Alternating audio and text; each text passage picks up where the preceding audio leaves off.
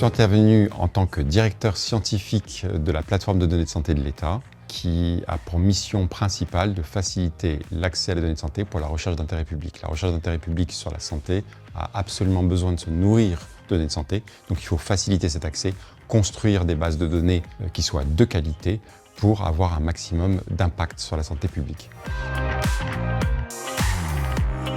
Le grand public a un rôle de fait déjà, c'est qu'il doit consentir au fait ou ne pas interdire qu'on utilise sa donnée de santé. Donc c'est une décision qui est extrêmement importante et que c'est très important évidemment que le citoyen ait cette décision.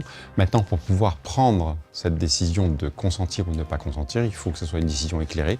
Donc forcément, il faut que le citoyen soit conscient de risques lorsqu'il partage et de risques lorsqu'il ne partage pas, parce qu'il y a ainsi un risque de non-partage de la donnée de santé. Donc l'éducation du citoyen pour lui expliquer tout cela pour qu'il puisse prendre des décisions le plus éclairées possible, c'est un sujet qui est évidemment extrêmement important.